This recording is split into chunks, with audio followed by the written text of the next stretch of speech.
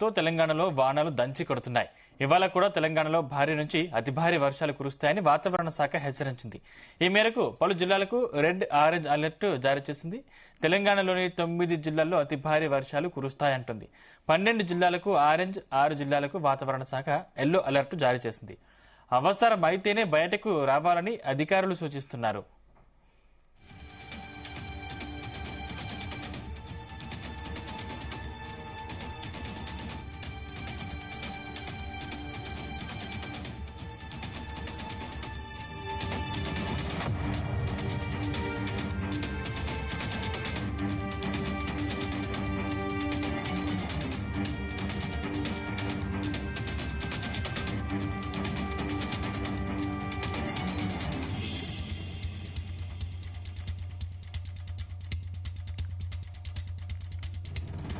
అల్పపీడన ప్రభావంతో తెలంగాణలో వానలు దంచి కొడుతున్నాయి. ఇవాళ కూడా తెలంగాణలో భారీ నుంచి అతి భారీ వర్షాలు కురుస్తాయని వాతావరణ శాఖ హెచ్చరించింది.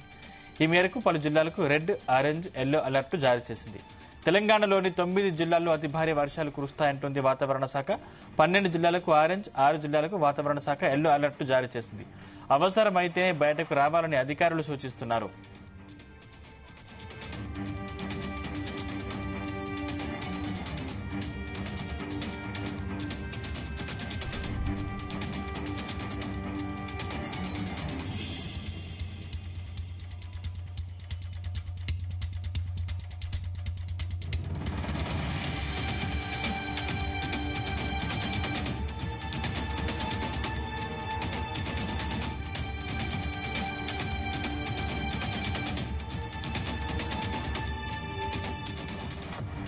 ఇక తెలంగాణలో మరో 4 రోజుల పాటు అతి భారీ వర్షాలు కురిసే అవకాశం ఉందంటుంది వాతావరణ శాఖ. ఇదే అంశానికి సంబంధించిన మరింత సమాచారం మా ప్రతినిధి రాజు పటేల్ అందిస్తారు. రాజు పటేల్, గుడ్ మార్నింగ్ సందీప్.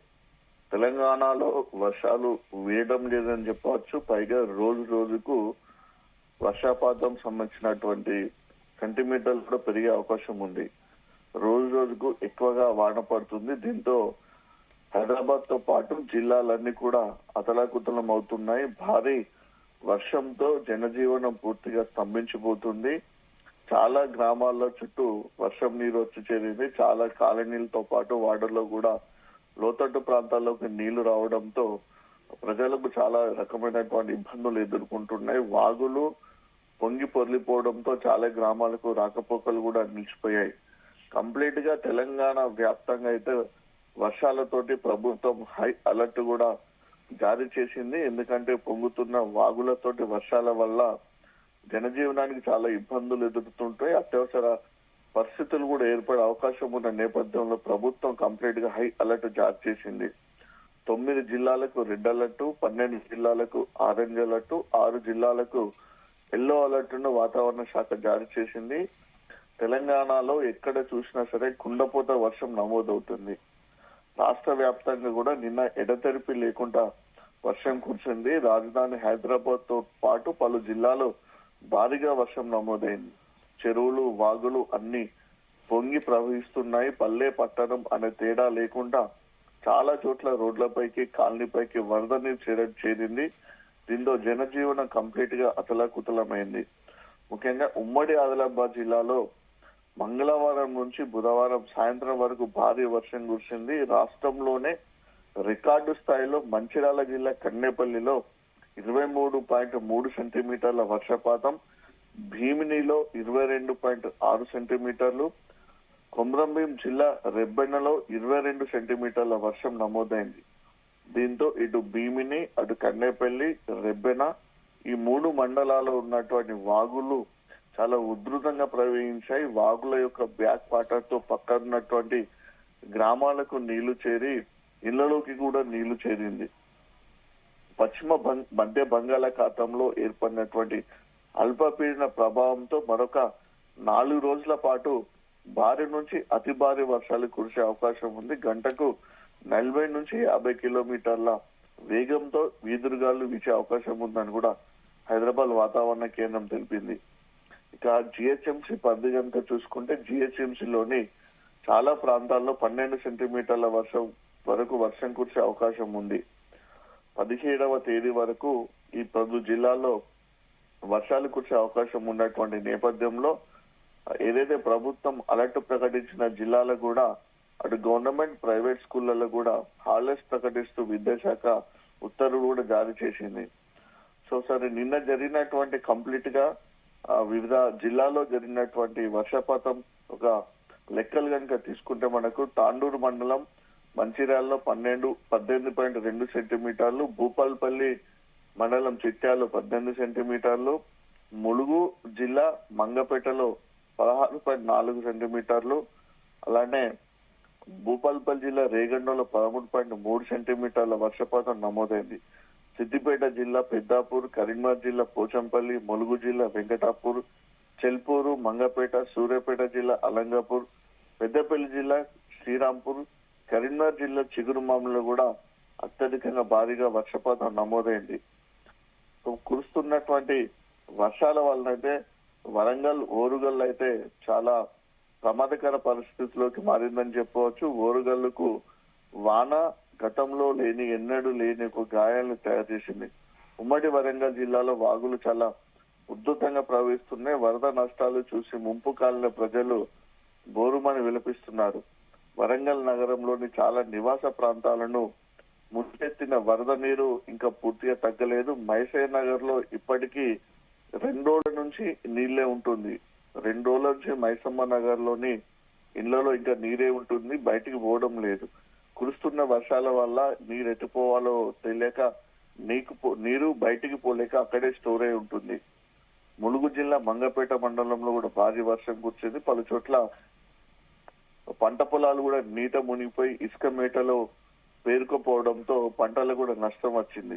హన్మకొండలోని పలు లోతట్టు ప్రాంతాలు నీట మునిగాయి. Kazipet, Hasanparthy, Reddypuram, hunter road, Gokul Nagar, Ambedkar Nagar, new షాయంపేటలోని చాలా లోతట్టు ప్రాంతాల్లోకి నీళ్లు చేరింది. ఇక ఆదిలాబాద్ విషయానికి వచ్చేస్తే ఆదిలాబాద్ లో కూడా వానలు అతలాకుతలం చేశాయని చెప్పవచ్చు. ఉమ్మడి ఆదిలాబాద్ జిల్లాలోని తాండూరు మండలం రైల్వే బ్రిడ్జ్ నీట మునిగింది. దీంతో రైల్వేకి సంబంధించినటువంటి అండర్ బ్రిడ్జ్ ను వేను కూడా కంప్లీట్ గా మూసేశారు. భీమిని మండలం పెద్దపేట, రాజారాం మధ్య వాగు ఉప్పొంగడంతో రాకపోకలు నిలిచిపోయాయి. చిన్న తిమ్మాపూర్ వద్ద ఎర్రవాగు ఉప్పొంగింది. నల్లవాగు కూడా ఉప్పొంగడంతో పంట పొలాలు నీట మునిగిపోయాయి. కొమరంభీం, ఆసిఫాబాద్ జిల్లాలో ఇంకా వర్షం దంచి కొడుతూనే ఉండటంతో వాగులు చాలా ఉధృతంగా ప్రవహిస్తున్నాయి. తిర్యాని మండలం మాణిక్యపూర్ వాగు ప్రవాహ తీవ్రత కారణంగా రాకపోకలు నిలిచిపోయి ఆసిఫాబాద్ లోని సందీప్ నగర్ లోకి వర్షపు నీరు చేరడంతో ప్రజలు తీవ్ర ఇబ్బందులు పడుతున్నారు.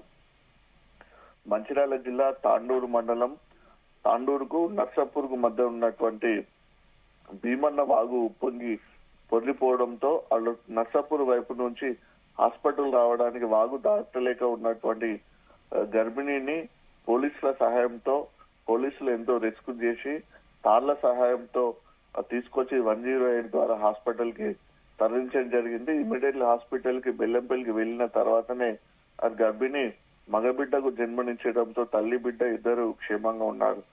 గంట సేపు కనుక ఆలస్యం అయితే ఇద్దరు చనిపోయే అవకాశం ఉన్నది కూడా వైద్యాధికారులు తెలపడంతో ఆ కుటుంబము ఇటు పోలీసులకు 108 సిబ్బందికి కూడా కృతజ్ఞతలు తెలపడం జరిగింది. నిర్మల్ జిల్లాలోని కడెం ప్రాజెక్టు 2 గేట్లు స్వర్ణ, గడ్డెన్న ప్రాజెక్టు లెక్క గేట్లను కూడా లిఫ్ట్ చేసి వాటర్ అంతా కూడా దిగువకు పంపిస్తున్నారు. భీమిని, కన్నపల్లి మండలాల్లో కూడా చాలా గ్రామాల్లోకి నీళ్లు రావడంతో ఆ గ్రామాలను ఖాళీ చేసి ప్రభుత్వం ఏర్పాటు చేసినటువంటి శిబిరాలకు తరలి వెళ్లాలని కూడా సూచించడం జరిగింది. ఇటు మంచిర్యాల కలెక్టర్, ఆసిఫాబాద్ కలెక్టర్, మంచిర్యాలకు సంబంధించిన డీసీపీ పోలీసులు గాని, అటు కొమరంభీం మాస్కు సంబంధించిన ఎస్పీలు కూడా ఎప్పటికప్పుడు జిల్లా ఉన్నతాధికారులు కూడా వరద ప్రభావిత ప్రాంతాలకు వెళ్లి స్వయంగా పర్యవేక్షణ చేస్తున్నారు. స్థానిక అధికారులతో కలిసి సహాయక చర్యలు తీసుకుంటున్నారు. సో ముఖ్యంగా సింగరేణి ప్రాంతంలో అంటే ఇటు కొమరంభీం, ఆసిఫాబాద్, మంచిర్యాల, పెద్దపల్లి, ములుగు జిల్లా, జయశంకర్, భూపాల్పల్లి జిల్లాలో భారీగా వర్షాలు పడుతున్నాయి, వాగులు ఉప్పొంగుతున్నాయి. కాబట్టి సింగరేణికి సంబంధించినటువంటి రెస్క్యూ టీంలను కూడా ఆల్రెడీ అలర్ట్ చేసి పెట్టారు. ఎందుకంటే ఇబ్బందికర పరిస్థితుల్లో ప్రజలకు సహాయక చర్యలు అందించడానికి, సేఫ్టీగా తొందరగా వాళ్ళను రెస్క్యూ చేయడానికి సింగరేణి రెస్క్యూ టీం కూడా అక్కడ సిద్ధంగా ఉంది. సందీప్. ముఖ్యంగా అంటే మిగతా ఏ అన్ని జిల్లాలకు చోట్ల కూడా ముఖ్యంగా రాజపేటలో ఏ జిల్లాలకు ఆరెంజ్ అలర్ట్, ఎల్లో అలర్ట్ జారీ చేశారు? అదేవిధంగా హైదరాబాద్ లో పరిస్థితి ఏంటి? హైదరాబాద్ వచ్చేసి అయితే భారీగా కుండపోత వర్షమే ఇంకా కంటిన్యూ అవుతుందని చెప్పొచ్చు. హైదరాబాద్ లోని మనకు వెస్ట్ జోన్ లోని మామిడిపల్లి, శంషాబాద్, రాజేంద్ర నగర్, చార్మినార్ ప్రాంతాల్లో బీభత్సమైనటువంటి వర్షం పడ్డది. బాలాపూర్ మండలం మామిడిపల్లిలో రాత్రి 9 గంటల వరకు కూడా నిన్న వర్షం కంటిన్యూ అయింది. దీంతో కూడా 9.35 సెంటీమీటర్ల గరిష్ట వర్షపాతం నమోదైంది. శంషాబాద్ లో 8.7 సెంటీమీటర్ల వర్షం కురిసింది. హైటెక్ సిటీ నుంచి ఖైరతాబాద్ వరకు ఒక మోస్తారు వాన కురవగా ఇటు నార్త్ జోన్ లోని షామీర్పేట, అల్వాల్, కొంపల్లి ఈ ప్రాంతాల్లో కూడా వర్షపాతం నమోదైంది. గగన్ పహాడ్ లోని విమానాశ్రయం వైపు వెళ్లే బెంగళూరు హైవేకు మోకాళ్ల లోతు నీరు ప్రవహించింది. దీంతో అక్కడ కంప్లీట్ గా ట్రాఫిక్ నిలిచిపోయి వెహికల్స్ అటు ఇటు ముందుకు వెనక్కి కదలైన సిచ్యువేషన్ అక్కడ ఏర్పడింది. సో పదుల కొద్ది కాలనీలు నీట మునిగిపోయాయి. పాత బస్సులోని యాకత్పురాలో మహమ్మద్ గౌస్ అనే యువకుడు ప్రమాదవశాత్తు జారి నాలాలో పడగా హైడ్రా సిబ్బంది నిచ్చెన సాయంతో రక్షించారు. వర్షానికి సంబంధించిన హెచ్చరికలు ఉండడము, ఉద్యోగులను వర్క్ ఫ్రం హోం ప్రకటన చేయడంతో రహదారులపై కాస్త వాహనాల రాకపోకలు కూడా తగ్గాయని చెప్పవచ్చు. ఎందుకంటే స్కూల్స్ కు సంబంధించి కూడా హాఫ్ డే ప్రకటించడంతో ఈవినింగ్ టైంలో ఎక్కువగా ట్రాఫిక్ ఉండడం లేదు. హైదరాబాద్ లోని మనకు హిమాయత్ సాగర్ ప్రాజెక్ట్ సంబంధించినటువంటి క్రస్ట్ గేట్లను 3 అడుగుల మేర ఎత్తడంతో భారీగా వరద నీరు వస్తుంది. వరద నీరుతో ఓఆర్ఆర్ సర్వీస్ రోడ్డుపై వంతెన నుంచి పారుతుంది. అక్కడ సర్వీస్ రోడ్డుపై పారుతున్నటువంటి వాటర్ ని చూస్తే అక్కడ కూడా ఒక చిన్న మినీ ప్రాజెక్ట్ ఉంది. ఆ ప్రాజెక్టు సంబంధించినటువంటి గేట్లను లిఫ్ట్ చేయడంలో వరద వస్తుందంటే సిచ్యువేషన్ ఇక్కడ కనిపిస్తుంది. లేకుంటే ఒక చెరువుకు సంబంధించినటువంటి మత్తడి దూకుతుందా అనేటువంటి పరిస్థితి ఓఆర్ఆర్ సర్వీస్ రోడ్డుపై నుంచి ఉన్న వాటర్ చూస్తే కనిపిస్తుంది.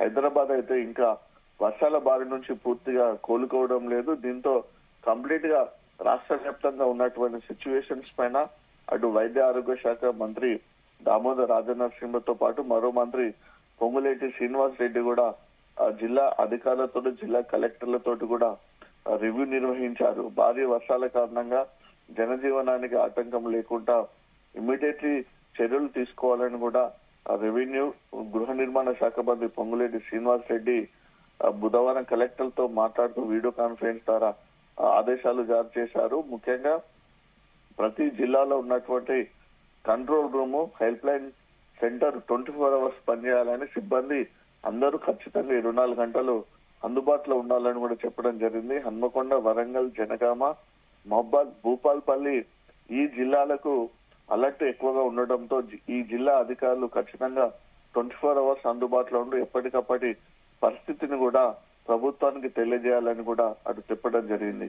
సో ఇక భారీగా వర్షాలు పడుతున్న నేపథ్యంలో వ్యాధులు ప్రబలే అవకాశం ఉన్నటువంటి నేపథ్యంలో వైద్య ఆరోగ్య శాఖ మంత్రి దామోదర్ రాజనరసింహ కూడా నిన్న జిల్లా కలెక్టర్లతో టెలికాన్ఫరెన్స్ లో మాట్లాడారు. ఎందుకంటే అధికారులు, వైద్య అధికారులు, సూపరింటెండెంట్లు, ఆర్ఎంఓలు, డాక్టర్లు, సిబ్బంది ఖచ్చితంగా ఆసుపత్రిలోనే ఉండాలని ఆయన ఆదేశాలు జారీ చేశారు. మరొక 3-4 రోజుల పాటు వర్షాలు పడే అవకాశం ఉన్నటువంటి నేపథ్యంలో ఇందుకు తగిన విధంగా సిబ్బంది ఉండాలి. మెడిసిన్ కూడా హాస్పిటల్లో అవైలబుల్ పెట్టుకోవాలని చెప్పడం జరిగింది. డాక్టర్లు కానీ, సిబ్బంది కానీ లీవ్స్ లో వెళ్లకూడదు. అత్యవసర పరిస్థితుల్లో వచ్చే రోగిణీలు, గర్భిణీలకు తక్షణ వైద్య సేవలు అందించాలని కూడా చెప్పడం జరిగింది.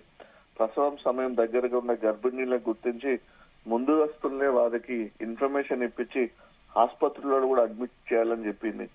సో ఇలా మరొక 2-3 రోజుల్లో డెలివరీకి ఉన్న వాళ్ళని ముందుగానే హాస్పిటల్ అడ్మిట్ చేస్తే ఇలాంటి భారీ వర్షాలు పడ్డప్పుడు రాకపోకలకు ఇబ్బంది ఏర్పడేటువంటి దృష్ట్యా వాళ్ళు ఆరోగ్యంగా ఉండొచ్చు, సేఫ్టీగా ఉండొచ్చు అనేటువంటి ఉద్దేశంతో ఇలాంటి ఆదేశాలు జారీ చేయడం జరిగింది. సందీప్, ఎక్కడ చూసినా సరే వర్షంతో అయితే ప్రజలు చాలా ఇబ్బందులు పడుతున్నటువంటి పరిస్థితి కనిపిస్తుంది. తెలంగాణ వ్యాప్తంగా 33 జిల్లాలో కూడా ఎడతెరిపి లేకుండా వర్షం ఇంకా కంటిన్యూ అవుతుంది, కురుస్తూనే ఉంది.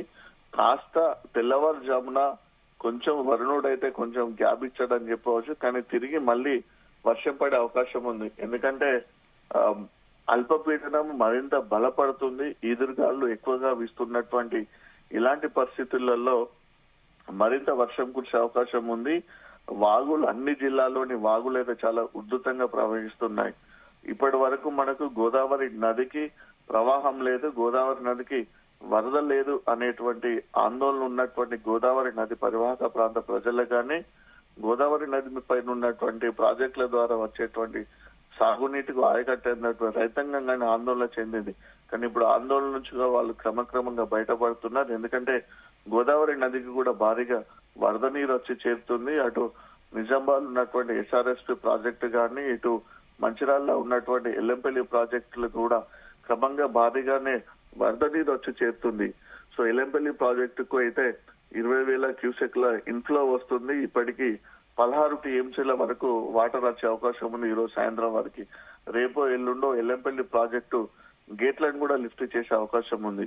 ఇక ప్రాణహిత నది ప్రవాహంతో కాళేశ్వరం వద్ద కూడా గోదావరి నది పరవలు పెడుతుంది. మేడిగడ్డ లక్ష్మీ బ్యారేజ్ వద్ద 2,50,000 క్యూసెక్ల ఇన్ఫ్లో కొనసాగుతుంది. దాని దిగువన ఇంద్రావతి నది నుంచి కూడా వరద వస్తుండటంతో ఈ నీరంతా కూడా భద్రాచలం వరకు కూడా వెళ్తుంది. భద్రాచలం వద్ద కూడా గోదావరి నది ఉప్పొంగి ప్రవహిస్తుంది. సో ఎక్కడ చూసినా సరే అటు కృష్ణా నది పరివాహక ప్రాంతానికి నాగార్జున సాగర్ ప్రాజెక్టు కంప్లీట్ గేట్లను లిఫ్ట్ చేశారు కాబట్టి ఆ వరద కూడా ఎక్కువనే వెళ్తుంది. అటు కృష్ణా నది, ఇటు గోదావరి నది, రెండు నదులు కూడా ఉరకలు వేస్తున్నటువంటి సిచ్యువేషన్ తెలంగాణలో ఈ సీజన్ లో మొదటిసారి కనిపిస్తుంది. వాగులు కూడా చాలా ఉధృతంగా ప్రవహిస్తున్నాయి. Sandeep, right, thank you Raju Patel.